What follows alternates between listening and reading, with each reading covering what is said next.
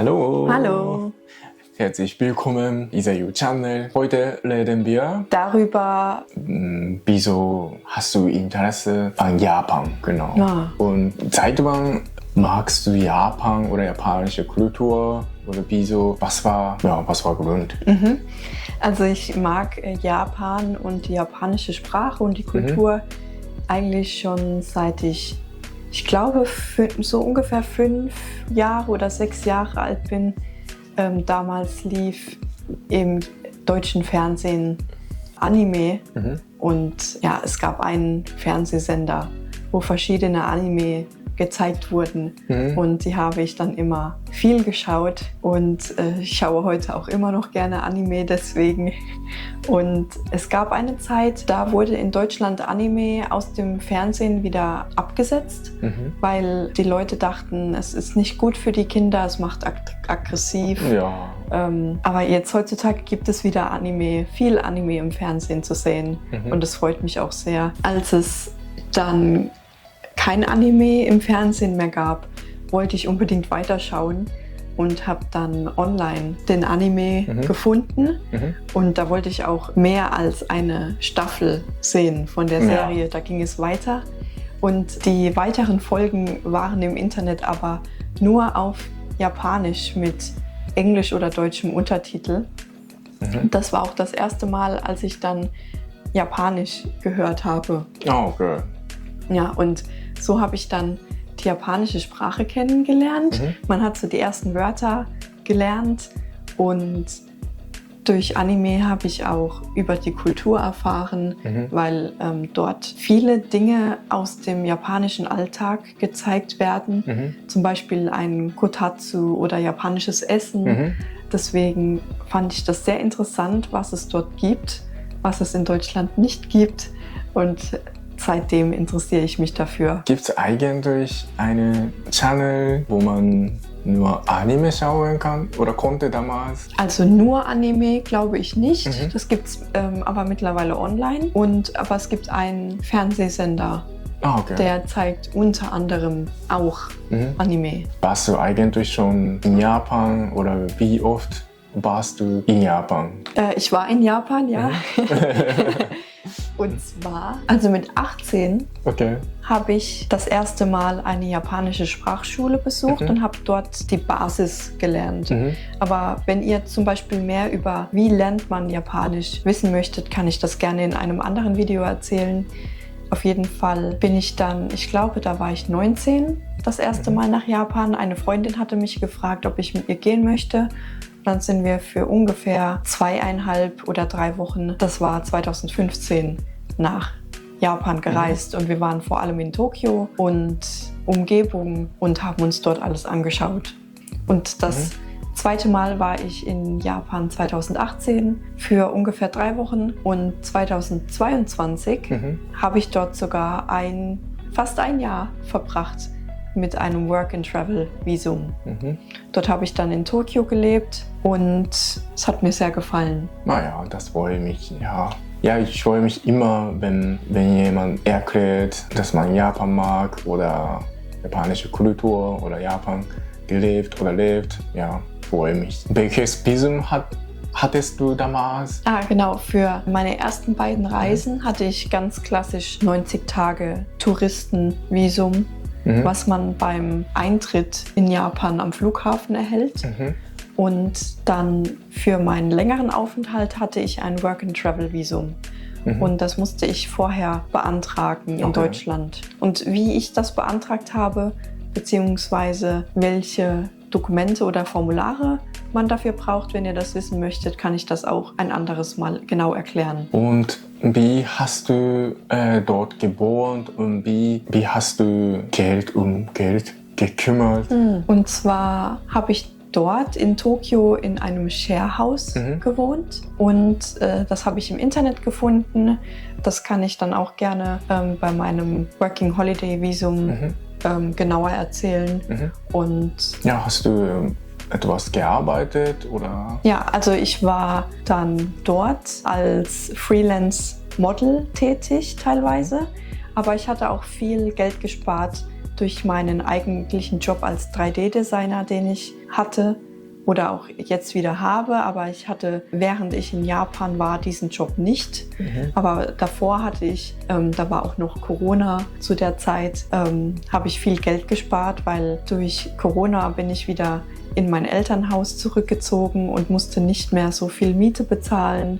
Ich habe zwar ein bisschen etwas meiner Mutter gegeben, aber natürlich nicht so viel wie eine richtige Miete und habe dadurch so viel Geld gespart, dass ich eigentlich nicht arbeiten gehen musste in Japan, was sehr praktisch war. Ja, denke ich auch. Wenn man ohne Problem, so, ich meine ohne Problem so Geld, finde ich. Ich wollte, als ich hier gekommen bin, habe ich Geld gespart, aber ohne Geld, ich weiß, es sind nur 1.000 Euro, 2.000 Euro, wenn ich hier gekommen wäre, hatte ich bestimmt Probleme gehabt. Deswegen Vorbereitung. Ja, sehr wichtig. Finde ich sehr wichtig. Und ja, ich kann euch natürlich empfehlen, wenn ihr als Modelljob so in Japan machen, finde ich wirklich eine gute Idee, weil ja, Japaner mögen wirklich Ausländer oder Ausländerin, deswegen ihr habt bestimmt Chance oder Modelljob zu bekommen. Ja, ihr solltet es auf jeden Fall versuchen. Genau. Und was auch oft gesucht wird, ist Englischlehrer. Das geht auch gut. Ja, okay, nächste Frage ist, wie hat deine Familie damals reagiert, als du ihnen gesagt hast, so nach Japan zu gehen? Also meine Mutter war am Anfang schockiert, aber sie wusste eigentlich schon die ganze Zeit, das war schon ein Traum von mir, den ich schon sehr lange hatte. Und sie wusste das, aber dann der Moment, in dem es wirklich passiert, da war sie sehr schockiert, so der Moment ist plötzlich endlich da. Und sie hat dann gesagt, das ist so traurig, aber sie hat ja noch 3 Kinder, also ist es okay. Das ist auf jeden Fall. Ja. Genau, und ansonsten, alle meine Geschwister haben sich für mich gefreut. Genau, und 2 waren mich dann auch später besuchen in Japan, das war auch sehr schön. Genau, also eigentlich nur positiv. Ja, das finde ich wirklich gut, genau.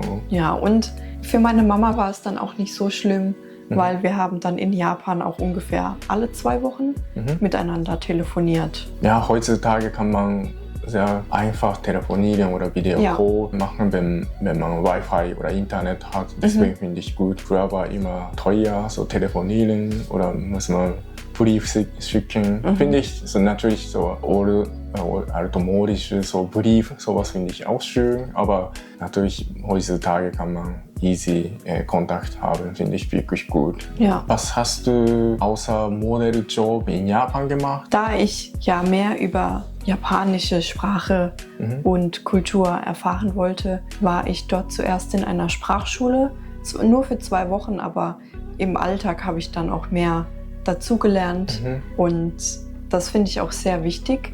Am besten lernt man die Sprache, wenn man in dem Land ist. Hat mir auch sehr geholfen. Und ansonsten bin ich wirklich viel rumgereist.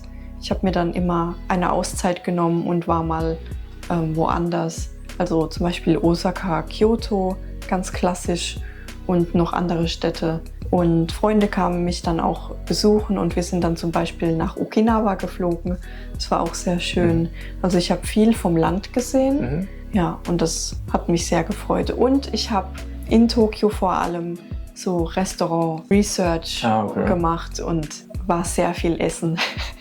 Ja, genau. Ja, finde ich wirklich gut. Ich kann euch wirklich japanisches Essen empfehlen. Ja. Also nicht japanisches Essen in Deutschland, sondern oder in Japan solltet ihr unbedingt essen. Wirklich mega lecker und mega günstig. Also wie hast du damals Leute kennengelernt, so in Japan? Ich hatte das Glück, dass ich damals, als ich das erste Mal in Japan war mit meiner Freundin, dass sie mir jemanden vorgestellt hat, einen Japaner, der auch noch heute ein Freund von mir ist. Und den habe ich dann während meines Working Holiday Aufenthalts dort manchmal getroffen. Und er redet sehr gut Englisch und er hat mich dann auch Leuten vorgestellt. Und das war so mein Hauptkontakt eigentlich. Und viele Leute habe ich auch in der Sprachschule damals kennengelernt. Aber es waren jetzt hauptsächlich ausländische Personen, die ich kennengelernt habe und mit denen ich auch befreundet geblieben bin. Und auch über meinen Modeljob habe ich viele sehr nette Leute kennengelernt. Ja, also Fotografen und andere Models, mit denen ich heute noch befreundet bin. Ja, ich freue mich so, dass du so dort jemanden kennengelernt hast. Ich finde es sehr, sehr schwierig, so Leute kennenzulernen. Und ja, jetzt wirklich besser geworden, so wegen Tokyo Olympiade. Aber davor war immer wenige haben Englisch gesprochen und wenige so Ausländer. Deswegen, ich freue mich, die Situation jetzt viele kennen Englisch und ja, wir kennen viele Leute oder Touristen oder Leute, die in Japan integrieren möchten, helfen. Deswegen finde ich freue mich wirklich. Ja, wobei ich sagen muss, es war sehr schwer für mich mit japanischen Leuten, die noch nie im Ausland waren, also die noch nicht so den Kontakt hatten mit dem Westen, sage ich jetzt mal, mit diesen Leuten eine Freundschaft zu schließen, weil da ist der kulturelle Unterschied noch zu stark. Ja, also auf jeden Fall. Deswegen war es sehr hart manchmal. Ja, ich denke, ich kann sehr gut verstehen, weil hier auch so, wenn Leute, die wenige Erfahrung, Ausländer oder haben, dann sie sprechen sehr so anders oder sehr wie normal und nicht für Ausländer, sondern zu schnell oder zu viel oder Dialekt oder... Ja, oder wenn man Englisch reden muss, dann haben sie Angst, einen Fehler zu machen und dann lieber nein, ja, sorry. Genau, deswegen. Also lieber, ja, das ist, finde ich kann wirklich verstehen. Und ich habe viele brasilianische Freunde in Japan und als ich mit ihnen unterwegs war, haben Leute auch die angeschaut und ich habe gehört, Ausländer, hattest du auch Erfahrung oder haben Leute dich angeschaut oder? Also anschauen kann ich nicht genau sagen, weil ich schaue nicht gerne Leute an. Wenn ich unterwegs bin, dann habe ich ein Ziel und ich laufe immer gerade, ohne Leute anzuschauen, laufe ich dahin, wo ich möchte und ich achte nicht so auf die anderen Menschen um mich herum. Ich wurde nur ein paar Mal, also es kam wirklich nicht oft vor, angesprochen. Ja, und eigentlich auch nie negativ. Okay, ja. Wobei einmal, als meine Freundin und ich unterwegs waren in Japan, haben fremde Leute Fotos von uns gemacht. Ich glaube, das waren aber keine japanischen Leute, ich weiß es nicht genau. Aber es war, auch weil wir Deutsche sind, ein sehr unangenehmes Gefühl, weil in Deutschland der Datenschutz sehr wichtig ist und deswegen war es sehr komisch. Ja, wo genau sage ich nicht, aber in manchen Ländern, Leute in manchen Ländern machen gerne so Foto, Ausländer oder deswegen, ja, wenn jemand hier, natürlich hier hatte ich gar nicht Erfahrung, solche Situationen hatte ich nie in Deutschland, aber wenn jemand fragt, darf ich Foto machen, dann finde ich okay, aber ohne zu fragen, einfach Foto, finde ich bestimmt überall unangenehm. Ne? Ja, okay. Aber sonst hatte ich eine schöne Zeit dort. Ja, ich freue mich wirklich, dass du eine schöne Zeit hattest. Genau. Ja, und dann bin ich auch wieder zurückgekommen nach Deutschland nach ungefähr 10 Monaten. Aber finde ich, das ist, also ich kann sagen, so das hatte ich auch Glück, weil wenn sie weiter in Japan geblieben wäre, hätten wir nicht kennengelernt. Ja, deswegen, das stimmt. Es muss alles so passieren. Ja, genau, gutes Timing, würde ich sagen. Ja, dann, ich habe heute dich alles gefragt. Okay, dann war's das für heute. Ja, genau, heute, das war's.